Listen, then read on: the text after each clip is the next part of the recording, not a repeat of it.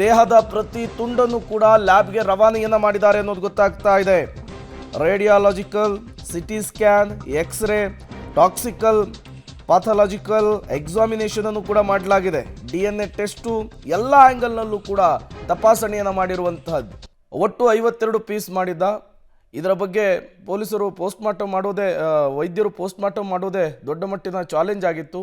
ಈಗ post-mortem report ಕೂಡ ಪೊಲೀಸರ ಕೈ ಸೇರಿರುವಂತಹದ್ದು. ಹೇಗೆ ಹತ್ಯೆ ಆಯಿತು, ಹತ್ಯೆಗೂ ಮೊದಲು ಏನೆಲ್ಲ ಆಗಿತ್ತು, ಜೊತೆಗೆ ಏನೆಲ್ಲ ಮಾರಕಾಸ್ತ್ರಗಳಿಂದ ಆತ ಕೊಚ್ಚಿದ್ದ, ಎಲ್ಲವೂ ಕೂಡ ಆ ವರದಿಯಲ್ಲಿ ಉಲ್ಲೇಖವಾಗಿರುವಂಥದ್ದು. ಮತ್ತಷ್ಟು ಡೀಟೇಲ್ಸ್ ಕೊಡ್ತಾರೆ ನಮ್ಮ ಪ್ರತಿನಿಧಿ ಲೋಕೇಶ್, ನೇರ ಸಂಪರ್ಕದಲ್ಲಿ ಜಾಯ್ನ್ ಆಗಿದ್ದಾರೆ. ಲೋಕೇಶ್, ಈಗ ಮಹಾಲಕ್ಷ್ಮಿ ಮರ್ಡರ್ ವಿಚಾರದಲ್ಲಿ ಪೋಸ್ಟ್ಮಾರ್ಟಮ್ ರಿಪೋರ್ಟ್ ಪೊಲೀಸರ ಕೈ ಸೇರಿರುವಂತಹದ್ದು. ಈಗ ವೈದ್ಯರಿಗೆ ಯಾವ ರೀತಿ ಇದು ಚಾಲೆಂಜಿಂಗ್ ಆಗಿತ್ತು, ಜೊತೆಗೆ ಹೇಗೆಲ್ಲ ಪೋಸ್ಟ್ಮಾರ್ಟಮ್ ಅನ್ನು ಮಾಡಿದ್ರು ಅಂತೇಳಿ, ಕಾರಣ 52 ಪೀಸ್ ದೇಹದ ತುಂಡುಗಳನ್ನು ಕಟ್ ಮಾಡಿರೋದ್ರಿಂದ ಹೇಗೆ ಆಯಿತು ಇಲ್ಲಿ ಪೋಸ್ಟ್ಮಾರ್ಟಮ್ ಅಂತೇಳಿ? ಪ್ರೇಮ್, ಮೊದಲಿಗೆ ಪೋಸ್ಟ್ಮಾರ್ಟಮ್ ರಿಪೋರ್ಟು ಪೊಲೀಸರಿಗೆ ಇನ್ನು 2 ದಿನಗಳಲ್ಲಿ ಕೈ ಸೇರಲಿದೆ. ಜೊತೆಗೆ ಈ ಪೋಸ್ಟ್ಮಾರ್ಟಮ್ ಮಾಡಲಿಕ್ಕೆ ವೈದ್ಯರಿಗೊಂದು ದೊಡ್ಡ ಸವಾಲಾಗಿತ್ತು.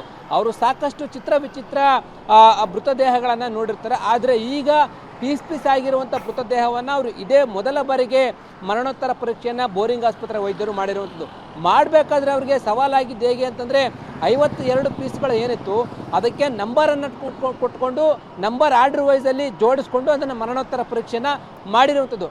ಇಲ್ಲಿ ಪ್ರಮುಖವಾಗಿ ಪತ್ತೆ ಆಗಿರುವಂಥ ಅಂಶಗಳು ಅಂತಂದರೆ ಹೊಟ್ಟೆಯ ಭಾಗಕ್ಕೆ ಮತ್ತು ಎದೆಯ ಭಾಗಕ್ಕೆ ಚಾಕು ಹಾಕಿದ್ದಾರೆ ಅನ್ನುವಂಥದ್ದು ವೈದ್ಯರು ಮಾಹಿತಿಯನ್ನು ಕೊಟ್ಟಿರುವಂಥದ್ದು. ಜೊತೆಗೆ ಈ ಬರೆಯುವಂಥ ಸಾಯಿಸಬೇಕಾದ್ರೆ ಆಕೆಗೆ ಏನಾದರೂ ಪ್ರಜ್ಞೆ ತಪ್ಪಿಸಿ ಸಾಯಿಸಿದ್ನ, ಇಂಜೆಕ್ಷನ್ ಏನಾದರೂ ಕೊಟ್ಟಿದ್ನ, ಆ ರೀತಿಯಾದಂಥ ಪತ್ತೆ ಮಾಡಲಿಕ್ಕೆ ಪೊಲೀಸರು ಒಂದಷ್ಟು ರಿಕ್ವೆಸ್ಟ್ಗಳನ್ನು ವೈದ್ಯರಿಗೆ ಕೊಟ್ಟಿದ್ದಾರೆ. ಆ ಪೊಲೀಸರು ಕೊಟ್ಟಿರುವ ರಿಕ್ವೆಸ್ಟ್ ಆಧಾರದ ಮೇಲೆ ಈಗ ವೈದ್ಯರು ಪರೀಕ್ಷೆಯನ್ನು ಮಾಡಲಿಕ್ಕೆ ಮುಂದಾಗಿರುವಂಥದ್ದು. ದೇಹದ ಪ್ರತಿ ಭಾಗಗಳನ್ನು ಈಗ ಲ್ಯಾಬ್ಗೆ ರವಾನೆಯನ್ನು ಮಾಡಿರುವಂಥದ್ದು. ಆ ಲ್ಯಾಬ್ನಲ್ಲಿ ಆಕೆಗೆ ಏನಾದರೂ ಸಮಸ್ಯೆಗಳಿತ್ತ, ದೇಹ ಅಂದರೆ ಆರೋಗ್ಯದ ಸಮಸ್ಯೆ ಇತ್ತ, ಜೊತೆಗೆ ಈತ ಮರ್ಡರ್ ಮಾಡಲಿಕ್ಕೆ ಏನೆಲ್ಲ ಆಯುಧಗಳನ್ನು ಬಳಸಿದ್ದ, ಏನೆಲ್ಲ ಮೆಡಿಸಿನನ್ನು ಬಳಸಿದ್ದ ಅನ್ನೋದಂಥ ಅನುಮಾನಗಳನ್ನು ಕ್ಲಿಯರ್ ಮಾಡ್ಕೊಳ್ಳೋದಕ್ಕೋಸ್ಕರ ಒಂದಷ್ಟು ರಿಕ್ವೆಸ್ಟ್ ಕೊಟ್ಟಿದ್ದಾರೆ. ಆ ರಿಕ್ವೆಸ್ಟನ್ನು ಈಗ ವೈದ್ಯರು ಟೆಸ್ಟ್ ಮಾಡಲಿಕ್ಕೆ ಮುಂದಾಗ್ತಾ ಇದ್ದಾರೆ. ಈಗಾಗಲೇ ಅವರು FSLಗೆ ಮತ್ತು DNA ಟೆಸ್ಟ್ಗೂ ಕೂಡ ಕಳಿಸಿರುವಂಥದ್ದು. ಈ ರಿಪೋರ್ಟ್ ಬರಲಿಕ್ಕೆ ಕೂಡ 10 ರಿಂದ 15 ದಿನಗಳ ಕಾಲ ಆಗ್ಬೋದು. ಕಂಪ್ಲೀಟಾಗಿ ಪೊಲೀಸರು ಏನೆಲ್ಲ ರಿಕ್ವೆಸ್ಟ್ ಕೊಟ್ಟಿದ್ರು ಅದನ್ನು ಪತ್ತೆ ಮಾಡಿಯೇ ರಿಪೋರ್ಟನ್ನು ಕೊಡ್ತೀವಿ ಅಂತೇಳಿ ಹೇಳ್ತಾ ಇದ್ದಾರೆ. ಪ್ರಾಥಮಿಕ ವರದಿಯನ್ನು ಪೊಲೀಸರಿಗೆ ಮೌಖಿಕವಾಗಿ ಹೇಳಿದರೆ 2 ದಿನದಲ್ಲಿ ನಿನ್ನೆ ಮಾಡಿದಂಥ ಮರಣೋತ್ತರ ಪರೀಕ್ಷೆಯ ರಿಪೋರ್ಟನ್ನು ಪೊಲೀಸರ ಕೈ ಸೇರಲಿದೆ. ಈಗಾಗಲೇ ಸುಮಾರು 52 ಪೀಸ್ಗಳು ಏನು ಮಾಡಿದ್ದೋ ಅದರ ಭಾಗಗಳನ್ನು FSLಗೆ ಕಳಿಸ್ತಿರುವಂಥದ್ದು. ಒಂದಷ್ಟು ಟೆಸ್ಟ್ಗಳ ರಿಪೋರ್ಟ್ ಕೂಡ ಬರಬೇಕಾಗಿದೆ. Prem, okay, thank you Lokesh ತಮ್ಮೆಲ್ಲ ಮಾಹಿತಿಗಾಗಿ.